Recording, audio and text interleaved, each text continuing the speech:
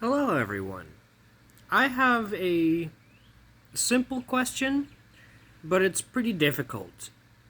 So, here goes. When circumcision is made to be illegal, what do you think the punishment, if any, should be to the doctors, nurses, and otherwise healthcare professionals? What should their punishment be, if any? Once circumcision is made illegal and the practice is made illegal, should there be a punishment? What kind of severity of the punishment should it be? And should we just let these people go and walk freely for what they've done? And do we as a society want to place the correct blame for the circumcision massacre that we face today? And it's a very interesting question, but a challenging one to answer. So, I just want to know what you guys think, because here's what I think.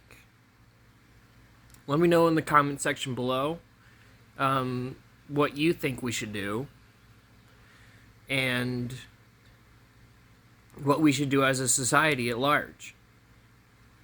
Okay, here's what I think we should do. I think we should fine them monetarily. And the money should go to organizations, or new organizations even, that strive to protect and to restore men who want to be restored. And so I think that for every circumcision that they performed, they should be fined a certain amount that should be paid to the bloodstained men, to 4Regen, to Intaction, and to other organizations out there that are literally on the front lines fighting against circumcision. So, if you're a doctor and you perform one circumcision and then you say, I'm never doing that again, and you never perform another circumcision, I don't think you should be punished. So I think the limit for me is one circumcision. If you are a part of a circumcision, whether you're just observing or not, it is your duty as a healthcare professional to step in and say that no, this is not healthcare, this is a child abuse, and we should be outlawing it. So, it's very important to hold the proper people accountable for their actions. And who is supposed to know better in the field of healthcare? Should it be the President of the United States? Should he be to blame, or she, for all of the circumcisions that they could have made outlawed? And I was born in 1995, and Bill Clinton was the president during my circumcision, and I place some of the responsibility for my mutilation on him. And I think that every president who doesn't make circumcision illegal should pay the price and be fined for every circumcision that happened underneath their rule. So, furthermore, I think the parents of circumcised people should also be fined. There's a lot of fining going on around here in my world, but it's fair. So, I would just like to say that I want to hold people accountable for their actions. I think there should be a punishment once circumcision is made outlawed. I think there should be punishments retroactively to the people who allowed them to happen, allowed circumcision to happen. So, well, and that's because they should know better. They should know what's right in the medical field for literally mutilating babies. That's not healthcare. And our leaders should know better, like the president. Our leaders should know better and therefore be fined. And our parents should know better because they should have done the research before the baby was even born.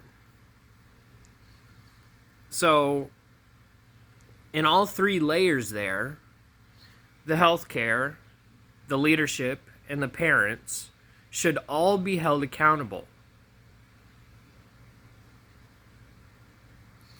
And held accountable in different or the same regards is another question. But I feel like, in all fairness, they should all equally split the blame in all three areas.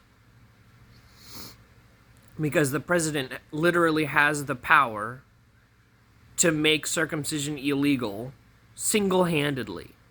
The president can do that.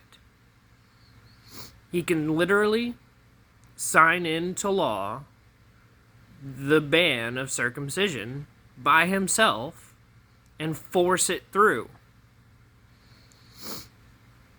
The parents have the choice to simply say no, and the medical field at large, the medical professionals, should know better, along with the parents, along with the president. So they're all to blame, all of them. So what should we do as a society to them to make them pay for what they did? And I think it should be a forced donation to 4Regen. Yeah. So, I know that will probably never happen, but we can pressure our mutilators, let's call them, because they're all equally to blame. Yes, even Donald Trump is a mutilator because he did not outlaw circumcision during his presidency. Barack Obama is a mutilator. He didn't outlaw it. Same with Hillary Clinton, although we know that Hillary Clinton is directly involved in mutilating babies and men at large in Africa. And Bill Gates as well should be held accountable. And I'm willing to go even further and say to parents that are only parents of daughters that they should still be held accountable for circumcision. And we should just chalk it up to the point where if you had a boy, you would have circumcised him. So, to all parents, not just to parents of circumcised boys, but to all parents, the blame should be placed. And it's not fair that you just got lucky and only had girls as children. So, literally and figuratively speaking, every parent is to blame for circumcision. And if you're smart and you don't have kids right now, you are not to blame. So there's only one small fraction of the population that would be exempt from this blame. And that is if you're someone like me.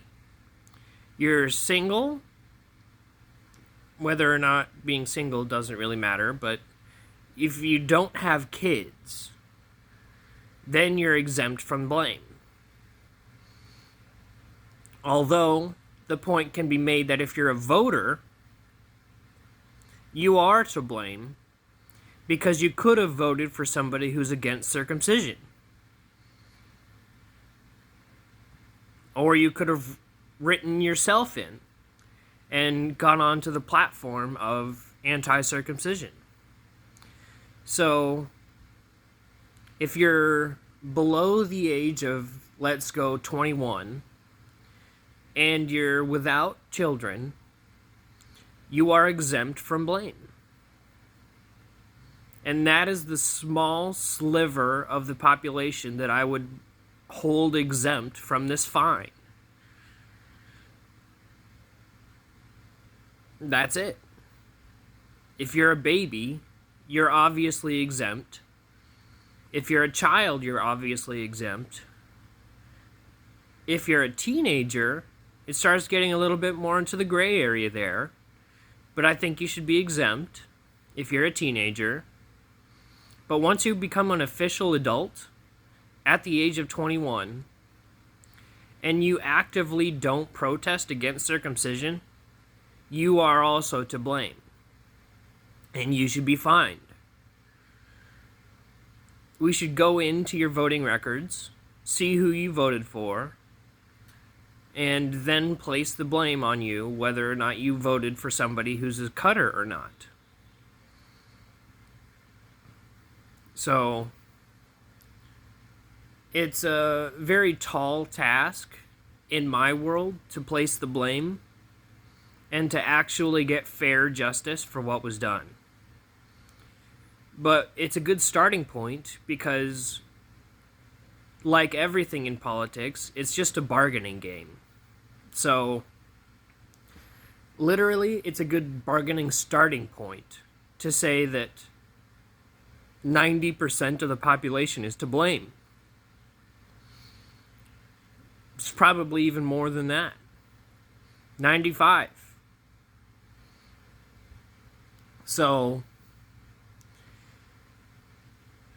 it's a good tool to use my argument against cutters so that they can be backed up and actually be put in their place. And then we can assign some real and tangible blame on the people who deserve it. And to the people who deserve it the most, I would say are the medical professionals who should know better and who are the ones who are actively carrying out the circumcisions, the mutilations. So if anyone should be fined or blamed for circumcision, it should be the medical professionals, and then I would place the second most blame on the president, and then I would place the third most blame on the parents. That's my order of operations there. So, I would just like to say that there is blame to be had, and there is equal justice to be had. We just need it to be sooner rather than later. Because the more time that goes on and the more people that are circumcised and mutilated are more people to have the blame. You know what I mean? So, it's a not easy situation to assign the blame here. And I'm just wondering what you guys think. What should we do as a society to the people who blame should be allotted to? So, I just wanted to ask the population at large what blame and what price they should pay should be. What should it be?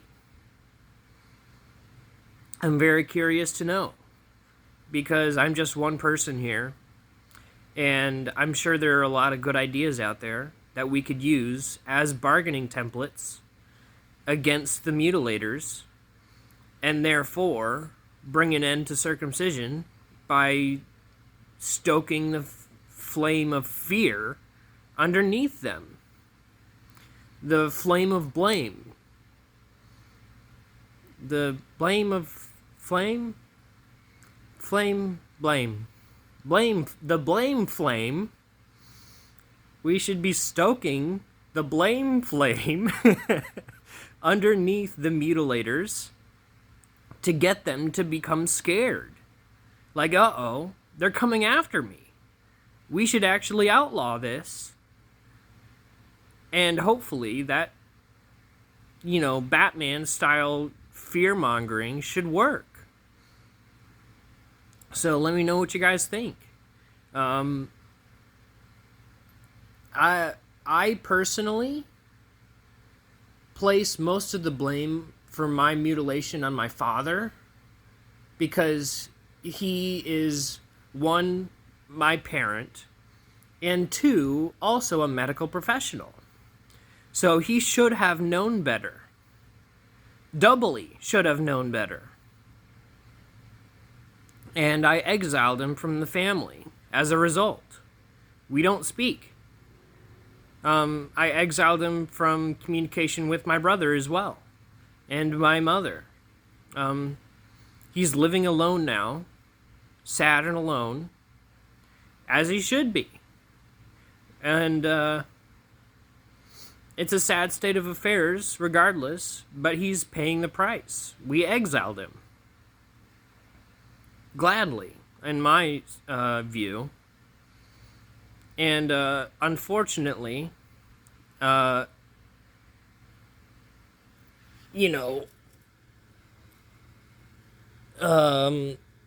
monetary blame, the fine that I'm talking about, isn't probably going to happen. But it's worth fanning the blame flame underneath them to try and get them to act to stop the circumcisions from happening. So, that's just what I think. Let me know what you think, and we can come to a brighter and bigger blame flame. I think that's so funny of a term. Anyway, without making this video get on to be too long, I'd just like to say that the weather's getting nicer, and hopefully I'll plan a date as to where me and my subscribers, you don't have to be subscribed to do this either, but my subscribers and I can actually meet up if we're in close enough proximity and do a protest.